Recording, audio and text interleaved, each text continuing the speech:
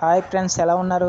ఈరోజు వీడియోలో నడ మంత్రపు సిరి అంటే మధ్యలో వస్తుంది కదా సిరి, ఒక కథ మీకు వివరిస్తున్నానండి. అది బాగోదో లేదో మీరే చెప్పండి. అనగనగా ఒక ఊరిలో వెంకన్న అనే జాలారి ఉండేవాడు. ప్రతిరోజు ఊరు బయట ఉన్న చెరువుకి వెళ్ళి చేపలు పెట్టి వాటిని సంతలో అమ్మి సొమ్ము చేసుకోవడం అతని జీవనాభృతి. ఒకరోజు చేపల కోసం చెరువులో వల విసిరాడు. వలలో బరువైనది ఏదో చిక్కినట్లుగా బలంగా లాగవలసి వచ్చింది. ఆశ్చర్యంగా అది బంగారం రంగులో ఉన్న నిలువెత్తు చేప.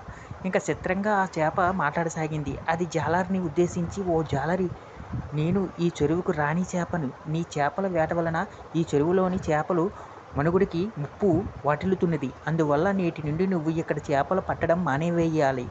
అయితే నీ నోటి దగ్గర కూటిని తీసేసే ఉద్దేశం నాకు లేదు. చేపల వేట ఆపినందుకు ప్రతిగా నీకేం కావాలో కోరుకో, ఇస్తాను అని పలికింది. అమాయకుడైన వెంకన్నను ఏం కోరుకోవాలో అర్థం కాక, నేను రేపు వచ్చి అడుగుతాను అని చెప్పి రాణి చేపను వల నుండి విడిచిపెట్టి ఇంటి దారి పట్టాడు. ఇంటికి చేరగానే భార్యకి జరిగినదంతా చెప్పాడు. అంతా విని ఆమె ఏడ్చినట్టే ఉంది. మీ తెలివి, పెద్ద బంగళా, బోలెడంత ఐశ్వర్యం కావాలని అడగక సలహా కోసం ఇంటికొస్తారా? ఆ రాణి చేప కాస్త రేపటికి మనసు మార్చుకుంటే మన చేతికి చిప్ప మిగులుతుంది. ముద్దొచ్చినప్పుడే సంకెక్కాలి, త్వరగా వెళ్ళి అడగండి అని తొందర పెట్టింది. వెంకన్న భార్య కోరిక మేరకు పెద్ద బంగళా, బోలెడంత ఐశ్వర్యం ఇమ్మని అడిగాడు. చేప సరే, ఇంటికి వెళ్ళు, అన్నీ వస్తాయి అని చెరువులో మునిగి అదృశ్యమోయింది. వెంకన్న ఇల్లు చేరేసరికి తన గుడిసె స్థానంలో పెద్ద బంగళా, ఇల్లంతా ఖరీదైన సామాన్లతో కలకల్లాడుతూ కనిపించింది.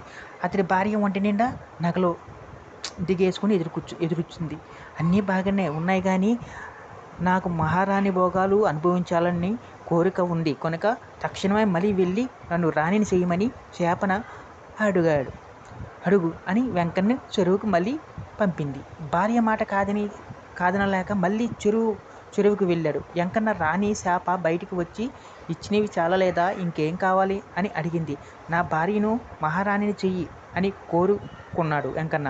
రాణి చేప నవ్వి, రాణి యోగం ముళ్ళ కిరీటం వంటిది, భరించడం కష్టం, బాగా ఆలోచించుకునే అడుగుతున్నారా అని ప్రశ్నించింది. అదంతా నాకు తెలియదు, మా ఆవిడ కోరిక తీర్చక తప్పదు అని పట్టుబడ్డాడు. సరే, నీ ఇష్టం, అభిష్ట సిద్ధిరస్తు, కానీ ఇంకా కావాలని మాత్రం మళ్ళీ చెరువుకు రావద్దు అని వెళ్ళిపోయింది. వెంకన్న ఆనందంగా ఇంటికి చేరాడు. గత బంగ్లా స్థానంలో ఇప్పుడు ఒక పెద్ద రాజమహల్గా వెలిసింది. ఇంటి నిండా నౌకర్లు, పరిచారకులతో రాణివాసం విరిసిపోతుంది. ఇంటి ముందు ప్రధాన ద్వారం వద్ద 2 ద్వారపాలకులు కాపలా కాస్తున్నారు. లోపలికి వెళ్ళబోతున్న వెంకన్నను వారు ఆపేశారు. వెంకన్న అయోమయంగా, నన్ను ఎందుకు ఆపుతున్నారు? నేను ఇంటికి యజమాని, లోపల ఉన్న మహారాణి నా భార్య అని చెప్పాడు. మట్టి కొట్టుకుపోయిన నదు వస్తువులతో పేదరికం తాండవిస్తున్న వెంకన్న ఆకారాన్ని ఎగాదిగా చూసి పెద్దగా నవ్వారు ద్వారకా పాలకులు. చేపలు పట్టేవాడిలా ఉన్నావు, నువ్వు రాణిగారి భర్తవేంటి? పో అని కసిరి పారేశారు. వెంకన్న లబలబలా ఆడాడు. కావాలంటే ఒకసారి వెళ్ళి రాణిగారిని కనుక్కొని రండి అని బతిమాలాడు. వెంకన్నను వదిలించుకునే దారి లేక వారితో ఒకరు రాజమహల్ పై అంతస్తుకు వెళ్ళి రాణిగారితో విషయం చెప్పారు. ఎవరు అడుక్కునేవాడిలా ఉన్నాడు అని మహారాణి మీ భర్తనని బుకాయిస్తున్నాడు, పొమ్మంటే పోవడం లేదు అని విన్నవించాడు.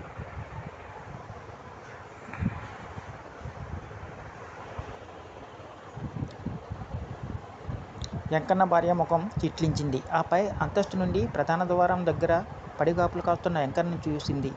నడమత్రపు సిరి వలన ధన మదంతో కళ్ళుకు పొరలు కమ్మినట్లు భర్తకు పోల్చలేక, చీచి, వీడెవడో అడుక్కున్నవాడిలా ఉన్నాడు, తరిమేయండి అని ఆజ్ఞాపించింది. లోపలికి వెళ్ళిపోయింది. ద్వారపాలకులు వెంకన్న బలవంతంగా మడిపెట్టి దూరంగా గెంటేశారు.